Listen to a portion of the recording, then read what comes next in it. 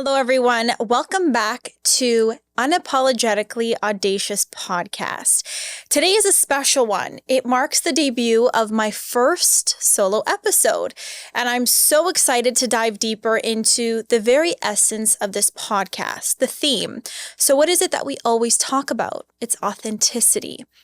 So when you think of authenticity, you think about audaciously leaning into it, being our most abundant, authentic, truest selves to our absolute core. So as we journey through life, our authentic selves, our authenticity, it really does serve as a cornerstone, which essentially influences every area of our life, be that our personal growth, be that in our relationships, as well as our professional growth. So today I'm going to be exploring what I consider to be the pillars of authenticity, timeless principles that I have personally acquired over the years through many different mentors, through friends, through families, through my family, I'm saying families, and through online inspiration as well, online mentors. And I believe that these particular principles that I'm going to be sharing with you really do tether us to our most authentic selves. So together, we're going to uncover the pathway to healing, to growth, and empowering us to live a more meaningful, incredible life. And part of the path to authenticity truly can be incredibly painful, because for a lot of us, it will force us to surrender maybe old beliefs. It'll force us to surrender even years of conditioning, but it is so worth it. And the thing is not everyone is actually willing to push through that discomfort. So I hope that you know that in confronting the shadow side of you, it really will allow the light inside you to shine, to emulate effortless confidence, a deep knowing, and this unshakable certainty about who you really are and how you want to show up in the world. So the question I have is, how do you know when you're not being authentic? This was something that I heard online. I forget who said it, but we ask ourselves, when are we being authentic? But the question is, how do we know when we're not? It's that feeling. It's that feeling that we feel through our body. It's that knowing that we have in our minds when we're not. So being authentic and authenticity truly is a guiding light. It's a guiding light to everything we do. And it's something that has really been a light for me, especially in my 20s, in this decade of my life that I will be ending this year. So it's really crazy. So my journey to authenticity really started in my early 20s and really came to the forefront when I actually got my first TV job. I believe I was 21 or 22. And I definitely wouldn't claim to say that I'm an expert in this by any means. So traveling through the path of authenticity really came to the forefront when I landed my first TV job in my early 20s. And I definitely wouldn't say that I'm an expert in this journey whatsoever. I am very much a student. I'm very much still learning, but I am really excited to share some valuable lessons and mantras that really have accompanied me along the way. And so in doing this episode, my hope really is to serve as a gentle nudge, a reminder that simply being yourself is enough.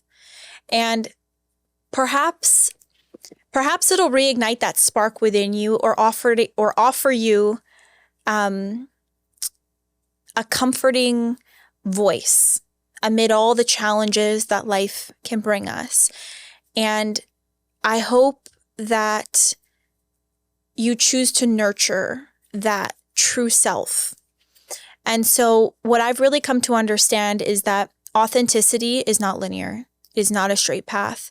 It is so winding, and it is scary. It is treacherous. But like I said earlier, it's incredibly worth it. So today we're going to peel back the layers as if we were an onion. Very cliche, kind of a silly analogy, but it's very true, and really get to the core. And that is the whole point of life. We get one, right? So as I share my own experiences, my own insights, please remember that, as I said, I am a forever student on this journey. And I'm definitely always striving to be the best version of myself. So before we kick off with what I've come up with, my principles, like I say to everyone in my life when I'm offering advice, if that's what they want, take what resonates with you and just let go anything that doesn't fit. Because your authentic self means knowing what serves you and what doesn't. So keep what resonates and let go what doesn't. So as I mentioned, what is authenticity? It's that feeling when you're not, or how do you know when you're not being authentic? It's that feeling when you know that you're not quite living up to your true self, almost as if you're wearing a mask.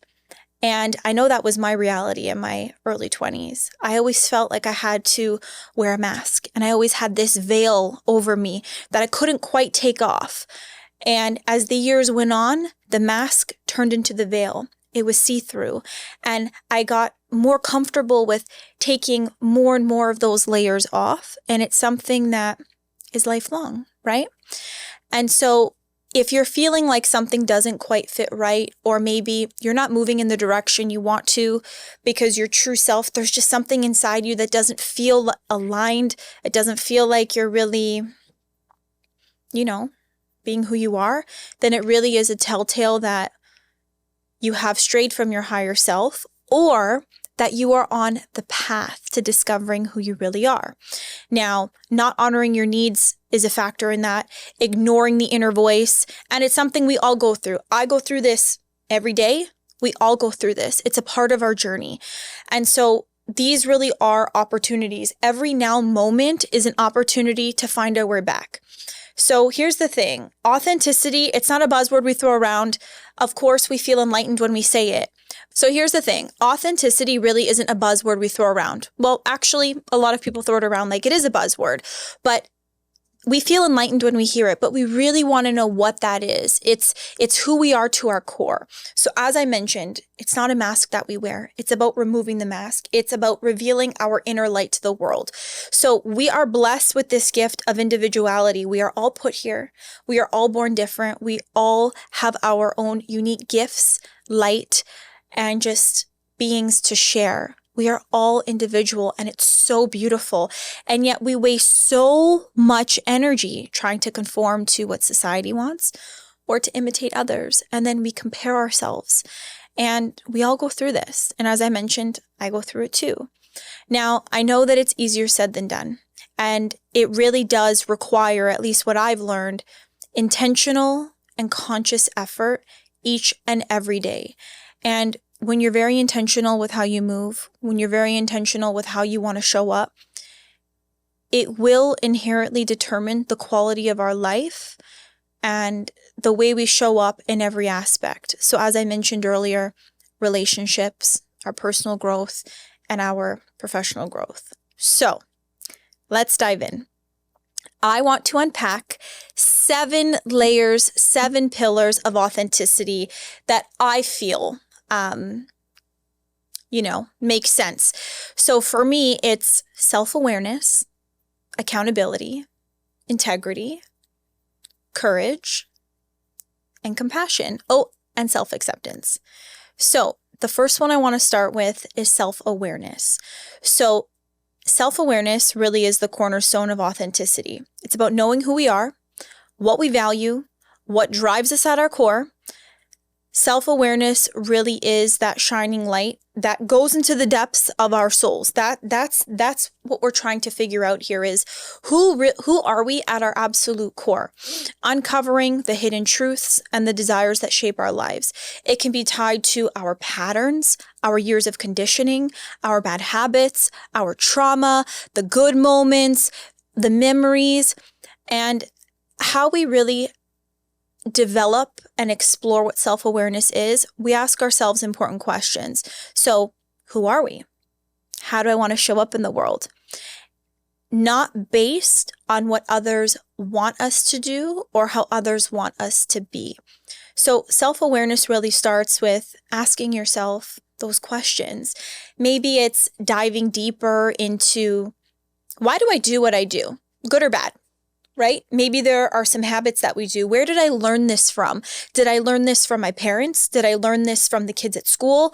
Did I learn this, or did I start exhibiting these behaviors as a result of maybe something that happened to me as a child?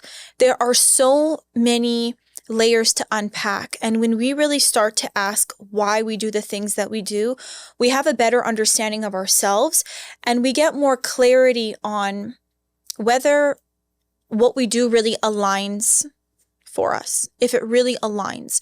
So for instance, maybe there's something that you learned, right? And then you do it now and you're like, you know what? I really don't like doing it this way. Where did I learn it? Oh, well, this is all I know. This is what I'm used to. This is what I learned. You now have awareness in your why, and you get a choice on what you want to do with that. Let's say you struggle with anger, for example, or patience, or there's something that isn't quite productive, right? And there's a way we can show up better. How did I cultivate this behavior? Was it learned? Was it as a result of something? Is it a protection mechanism? Is it a trauma response? There are so many different things, and maybe it's a good one as well. And we have the choice to change that. So for example, there was a time in my life in my early 20s when my immediate family, I drove them crazy. I was miserable. I was very unhappy.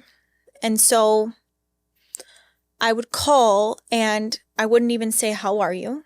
because I was so consumed in my own self. I was kind of in a state of survival, so to speak. And it was just very negative. I wasn't expressing gratitude. I was just so fixated on all the things that were going wrong. I was so fixated on all the things I didn't like about myself. Basically, I just went into this spiral and this negative state, and it was a pattern. And I didn't have awareness at the time that I was doing these things until calls weren't getting answered and patience was growing thinner. And I'll never forget my sister, I love her to pieces. She said to me, you know, this is why, or this is how this is making me feel. And I'm like, wow. I was so self-absorbed in my own negativity that I didn't even have capacity to express interest in anyone else because I was so upset and I was just in fight or flight mode. But I had awareness, and it allowed me to really step out of that. And I now had a choice.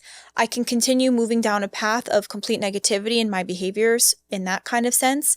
I can start expressing gratitude, and I can change the way that I viewed my life, and I can change the way that I viewed myself, and I can create space for other people, even in moments when I don't feel good about myself or about my situation. And that's just very high level. Obviously, it's quite complex, but my self-awareness really started in that particular situation. And that's something that I'm very aware of now. So, for example, maybe you have a pattern of, going down a slippery slope of negativity. When you talk to somebody, when someone talks to you, is there an exchange of energy? Because that's what it is. A relationship is a two-way street. Professional, your romantic relationships, and your friendships. It's never going to be 50-50, but for the most part, you want to feel like there is an exchange of energy. Today, this person might have 80% and then you got 20, but then next week, you might have the 80% and they got 20, but there's an exchange of energy where everyone is feeling heard, everyone is feeling like, they're fulfilled in that relationship. So sometimes we can get so bogged down in the negativity that it can really infiltrate the way we show up. But when we gain self-awareness of how we're acting, we now have a choice to do better. So that's just an example there. And so, as I mentioned, there's that choice, and it really does require a significant amount of resilience. And resilience is something that can be learned, by the way. I think resilience is by far the most important thing that we can learn as human beings. And it's kind of like that saying goes, where you really don't realize how strong you are until being strong is the only option you have. I think that hardship breeds growth. You really do need to struggle sometimes to grow, but at the same time, you don't need the sadder story to heal, and you don't need the sadder story to do better and to be better. So when you feel like you can do better, maybe there's a day you show up and you didn't show up your best, try again. That is resilience. It's just about showing up for yourself and asking yourself those questions, because self-awareness is so beautiful, because the closer you are to yourself, the more you feel fulfilled. And why wouldn't you want to feel fulfilled in all aspects of your life? It's not going to be perfect. It's going to look different every single day.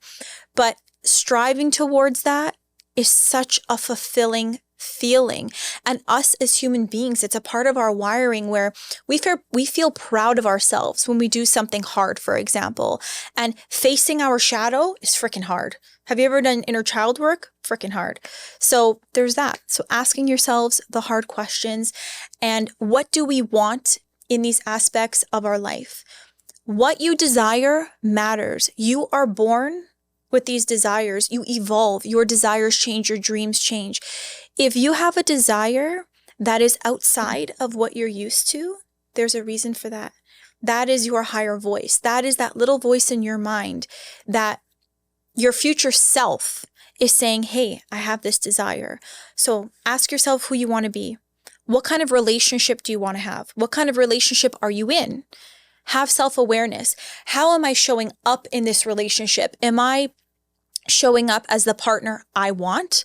Am I showing up as the friend that I need?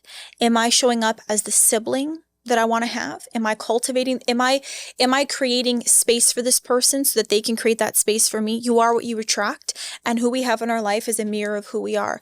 People are our greatest lessons. So we have something to learn from everyone. So ask yourself those hard questions, unpack your why, unpack those questions, and draw inspiration from others. Other people's relationships, professional careers, their personal lives. We have something to learn from everyone. Just learn yourself. So once we have self-awareness, that brings me to the next pillar. I mentioned choice. So accountability. Authenticity really is about taking ownership in our lives and our choices. It's about recognizing that we are the architects of our destiny and that our actions have consequences, good or bad. But so long as you're making the choice, they are your mistakes to make, and they are your choices to make, so long as they're coming from what you want to do and they're your choices. So accountability means taking accountability. It means acknowledging when we veered off course. It means taking intentional steps to course correct. It means being honest with ourselves with how we want to show up. It means owning your choices, your flaws. It means choosing to reclaim your power and steering your life in a direction that is truly in alignment with you and a direction that lights you up. Nothing in your life changes unless you are willing to take accountability. We take accountability for who we surround ourselves with, what we're feeding our minds, what we're feeding our bodies, what we're doing and how we're showing up. I keep saying that, but it really is intentional, and we really do get a choice. So when people say, oh, I didn't have a choice, you could feel obligated into that choice. You could feel pressured into that choice. You can feel like you don't have a choice. But when it comes down to it, we all have a choice with how we want to show up. And sometimes it's very hard to not let our emotions influence those choices and external things. But when it really comes down to it and you quiet your mind, it's choice. So, in accountability, and once you've answered those questions, you get to decide, for instance, who you surround yourself with. You get to surround yourself with the right people, for they are a major factor for the direction your life will go. That's just the reality. What's the saying? Show me your friends and I'll show you your future. Or you are your 5 closest friends. It is so true. It's what we consume. It's the people around us. It's what we're watching. It's everything that I had mentioned, right? But another thing is not to confuse moment progress. So are you moving forward? And who are you taking with you? What are you doing with your gifts? What are you doing with the talents that you have? Are you choosing to share them, or are you suppressing them because you're afraid? But what does your authentic self want, right? You were born here to be your best self, and we have a responsibility to nurture it, to share it, and live a life that was intended for us.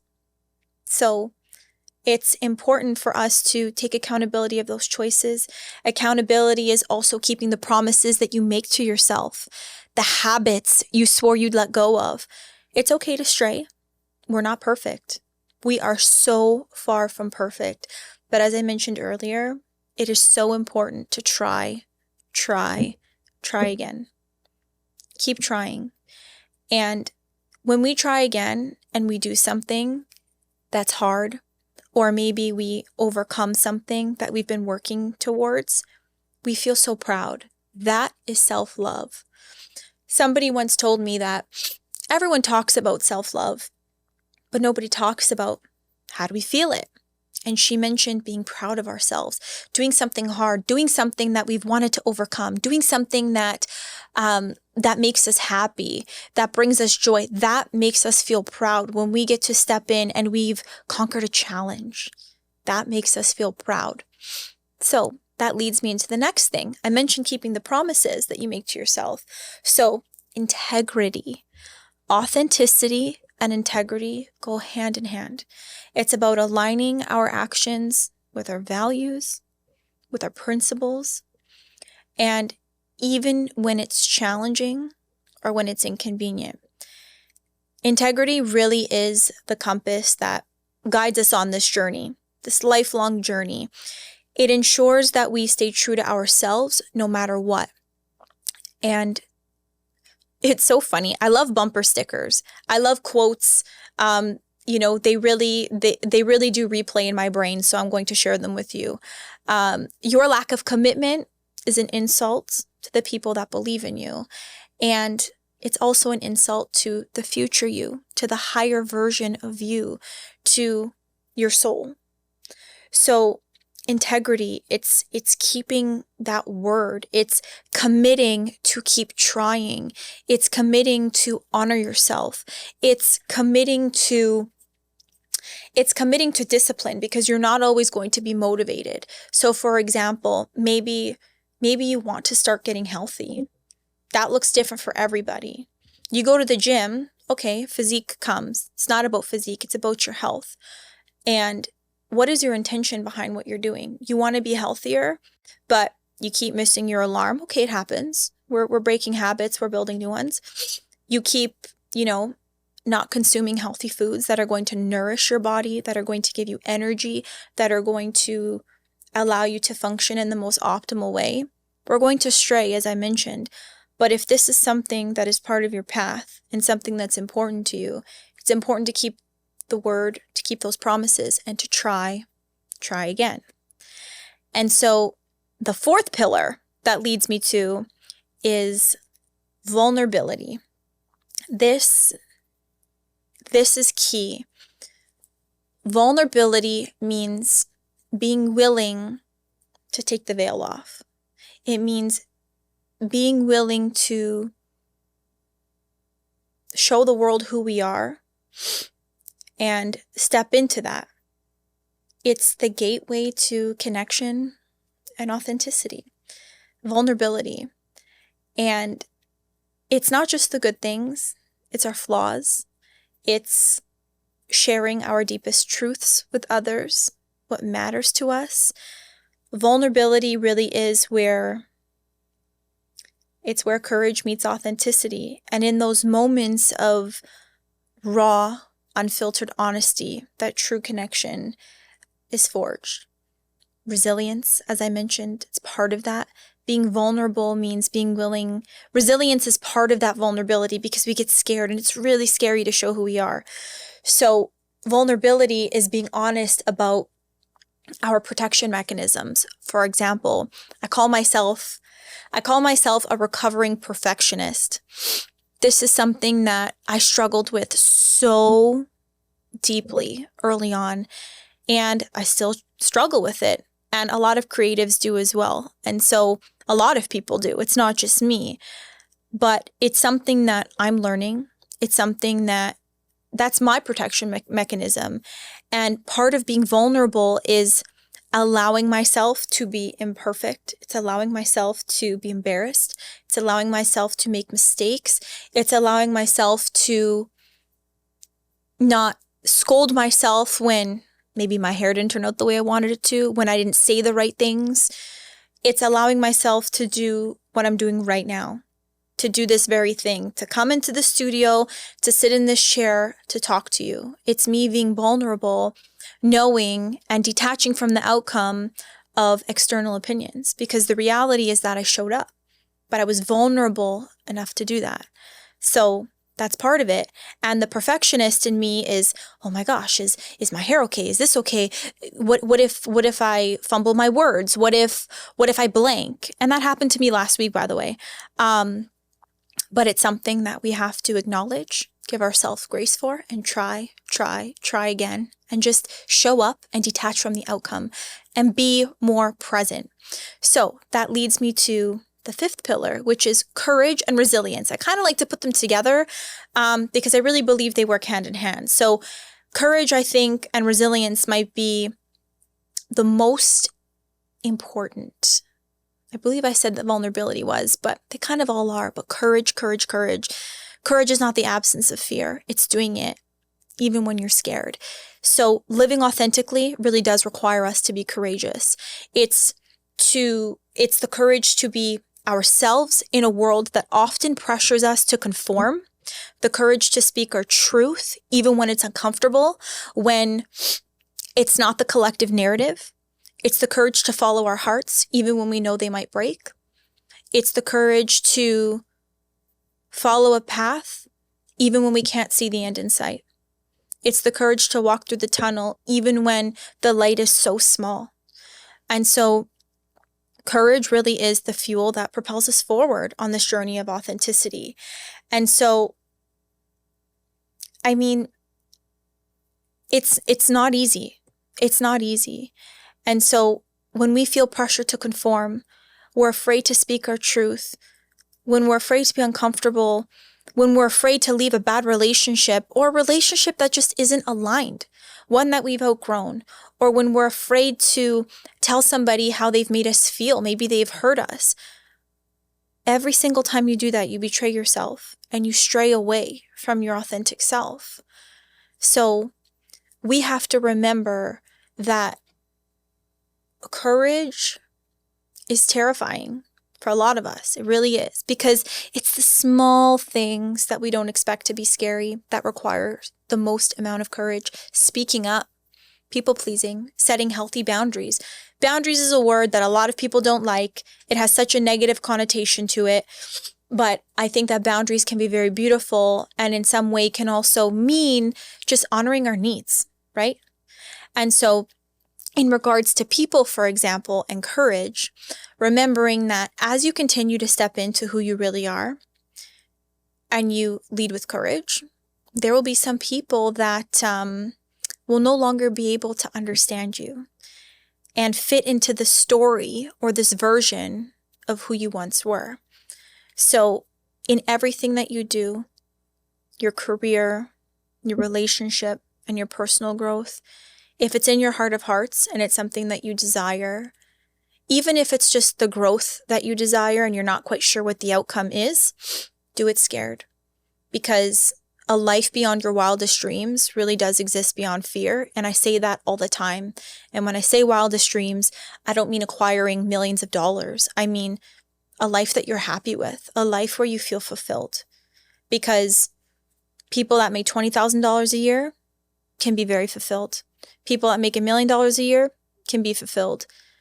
It's about how you feel on the inside. You have to carry this body, this vessel throughout this life, and it's important that you nurture it, mind, body, soul. Be courageous, do it scared, because you can do it. You can do hard things. And the hardest thing we can do is show up and stray away from expectations of other people and even expectations of ourselves. It's hard, but try again. Now, that leads me to compassion. And I think that authenticity really is rooted in compassion for us and for others. And it's about approaching ourselves, our fellow human beings, with kindness, with empathy, with understanding. And compassion is a funny one.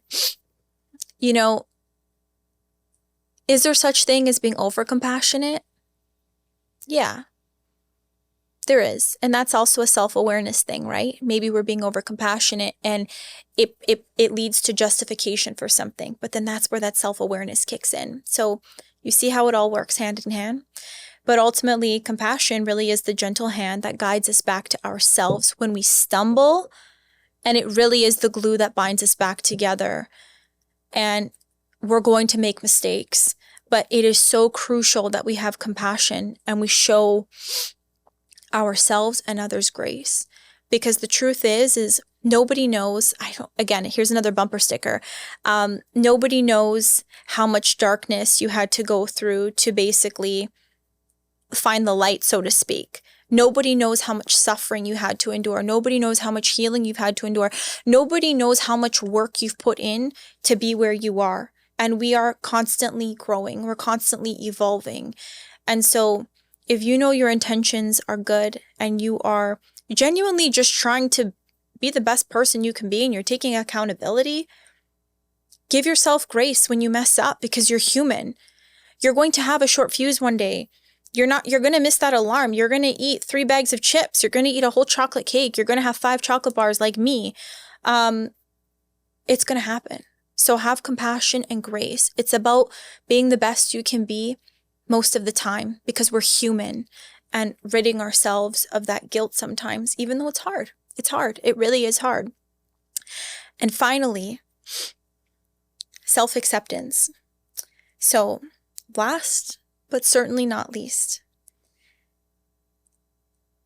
once we've peeled back the layers of conditioning, self-doubt, we have to start embracing all the parts of ourselves, the light and the shadow, the strengths and the weaknesses. And as I mentioned earlier, comparison really is the thief of joy. And we're all guilty of this. We are all so guilty of this. But again, all of our journey is different and our timeline is different.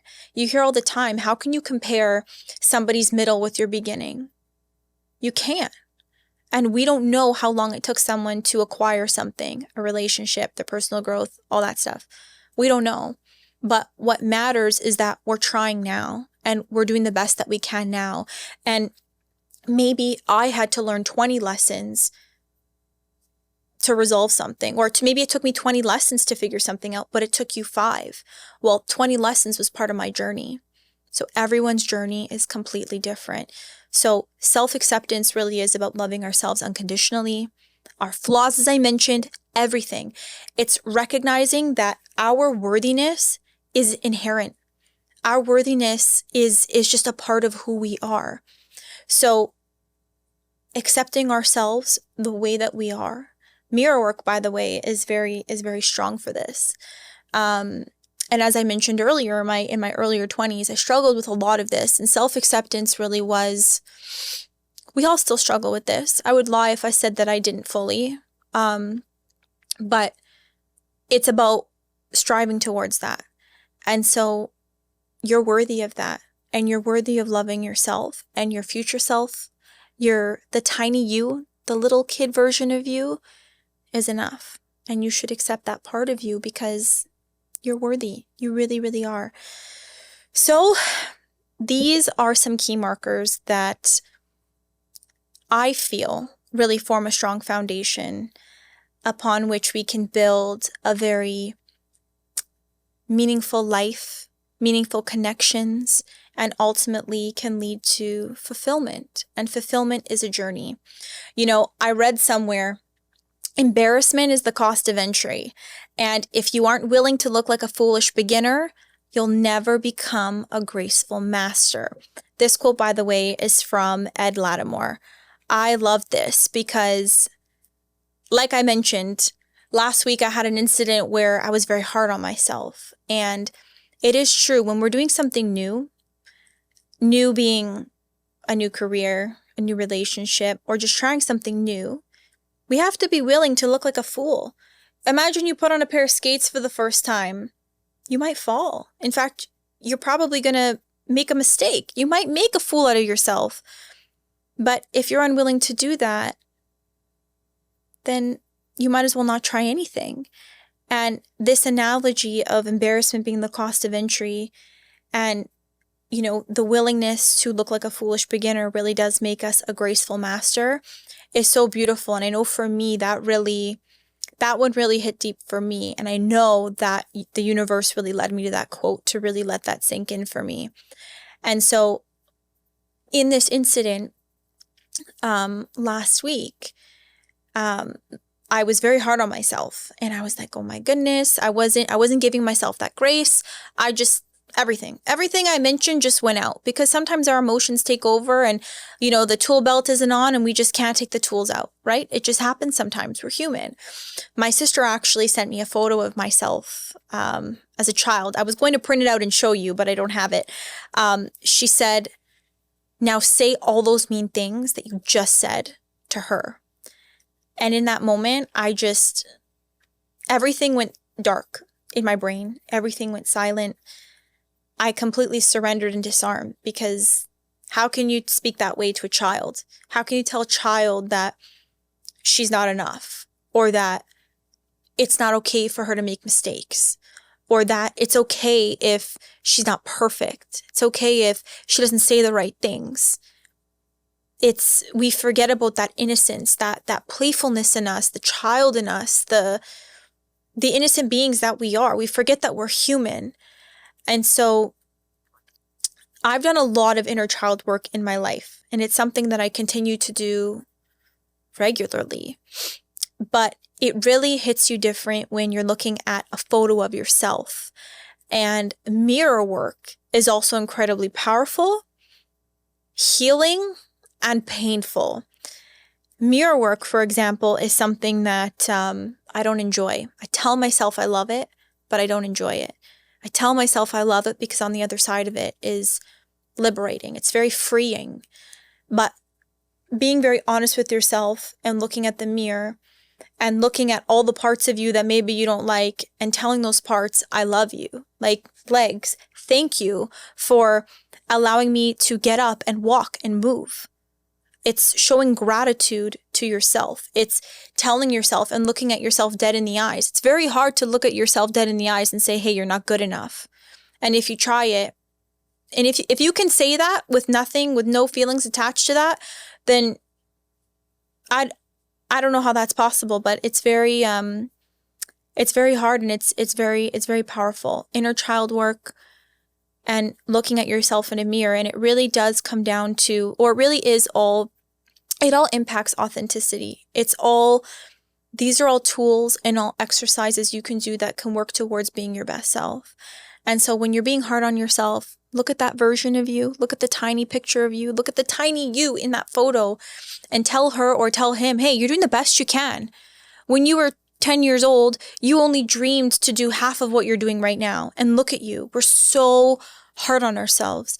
But each and every day, each and every now moment is an opportunity to do better, to show up differently, and to constantly remind ourselves. And if we're fortunate enough to have really good people in our life, we'll be fortunate enough to have them also tell us when maybe we're falling into patterns, or when we're not showing up in a way that we typically do, and they can help us find our way back. So there's that too. But when you really do step into who you are, people will say you've changed. And again, it's like I mentioned earlier, because you no longer fit the version of you in their story. And change is hard, and people have a hard time with change. I remember when I started my spiritual journey, it was 2009 or 2010, I did this program and I really started unpacking a lot. And I heard that a lot. Oh, you've changed. You've changed. I did change, but we're supposed to change. We're supposed to grow. And it's not that I changed in a negative way. I mean, some people might have thought that. In my opinion, I was just growing. And so people will say you've changed. But so long as you're proud of the person you're becoming, that is what matters, because you have to live with you and you have to wake up each and every day and live with yourself. So that is something to really be mindful of and to really think about. Are you proud of the person you showed up as today? And if you're not, it's okay. Try again tomorrow. So your habits may change. Who you surround yourself might change. How you fuel your time might change. Who you give your energy to, everything will change when you change yourself. And it's usually all for the better because it's more aligned. And the more you know yourself, the better discernment you'll have when it comes to letting things go. When it comes to comparing yourself, you won't really compare yourself often. It'll be easy for you to let things go because you have so much conviction and you're so true to who you are that losing yourself becomes greater. The fear of losing yourself becomes greater than the fear of losing anything. At least that's my experience. So there's that. So what you want for yourself changes. And certain things you once resonate with will no longer. And like I said earlier when we opened the podcast, not everyone is willing to do the work because it's not easy. And most of the time, it sucks. It really sucks. It's uncomfortable. It's painful. But the reward is just incredible because we feel good. There is that level and that element of fulfillment. The path towards leading our best selves and bringing us to the highest version of ourselves forces us to bring up things surface that we maybe swept under the rug or things we've suppressed over the years. So if you yearn for more, if you're longing to tap into that potential that you know you were born with, or to live a life that everyone tells you is too idealistic to live, or maybe they tell you that your dream is too big, but you feel like there's a part of you can attain that and you desire that, you have something. That is a sign to step into something and to ask those questions. What is stopping me from fulfilling this desire, and what do I need to do? And sometimes that is removing bad habits, conditioning, and serving yourself in a better way. So ultimately, I say this a lot, potential is there, but potential is nothing without action. And that's where you have self-awareness and accountability. Action is accountability. It's courage. So for myself, for instance, I am constantly striving to outwork every past version of myself. And like I just mentioned, my greatest fear in life is losing myself more than anything else and not living up to my highest potential and being the best version I can be, the best human I can be. I want to know that if my time comes tomorrow or 5 years from now, that I can say that I showed up or I was at least striving to be the person I wanted to be, happy and fulfilled. And like I mentioned, not everyone's going to push through. So remember that when we evolve, it can be lonely, it can be unfamiliar. When you're in that in between, you're still learning who you are. It's kind of like you're on the spectrum where you go from one extreme to another. For some people, it can be very unfamiliar and uncomfortable, and you might not feel like other people can relate, but trust the journey and trust the process, because new territory is always unfamiliar and it's always uncomfortable. So we lose comfort of who we used to be, right? But it's important to trust the journey. You will find your way, and it will come with more ease as you continue to step into who you are. As I mentioned, that discernment becomes so strong. And so don't be scared. Do it scared. Have courage. You get one life. You literally only get one life. So it's up to you to make it count. Bloom whether others water you or not. I read that on Instagram and it is so true. Bloom whether other people water you or not. Because the cost of not following your intuition and leading authentically costs more every time you ignore it. It's betrayal to yourself. As more time passes, you're going to feel so much more disconnected to yourself. Start now. It's never too late to start and to try again. Pure happiness and pure joy really is one decision away. One more away. One of my favorite online mentors at Milet, his approach is, you're one more away. You're one decision away. And happiness really is one decision away.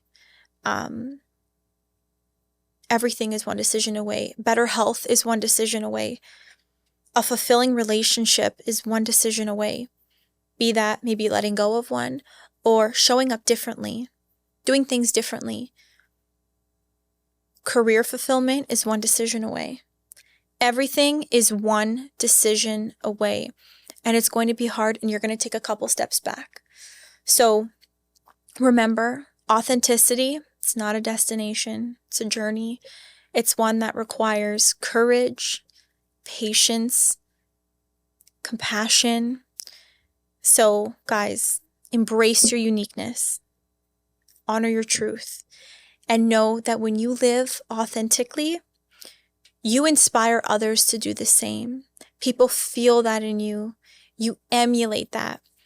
So have the audacity and the insanity to think that you can live a life that you want, that you can have the relationship of your dreams, the job of your dreams, everything you long for, that you can be the person you want. Have the audacity and the insanity to think that it's possible. Because if you think that it's possible, I'm telling you, it is possible.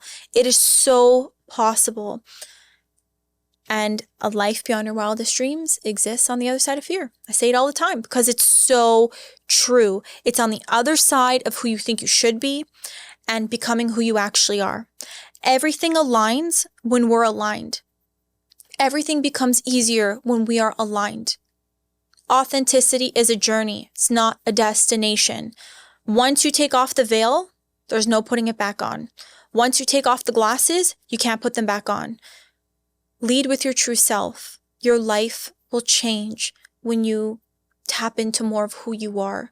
It will change. It'll provide you with more ease, more fulfillment. Take what resonates with you in the world and let go what doesn't. Find out what serves you, what honors you, what doesn't. We are all students of authenticity, myself included. We are learning each and every single day. We are evolving. Set those intentions, and so long as your intentions are part of your truth and you're not hurting anybody, you're on the right path. You really are. So I really hope that you wake up each day proud of who you are, how you showed up. And if not, I hope you wake up with the courage and the intention to try again and be the best version of you, to make that little version of you proud and that future version of you proud. I hope you choose to set aside the fear you've carried for so long. I hope you choose to confront what you avoid. I hope you choose to be intentional. Be intentional with your love, with your actions, with your life. You are worthy. You are loved. And as I always say, you are enough simply because you exist and you got this. So that concludes my first solo podcast. I hope you're able to take something away. Again, take what resonates, let go what doesn't. Life is not linear. Growth is not linear. You are loved. You are enough. Thank you so much for sticking around, for your energy, for your time, and I'll see you next time.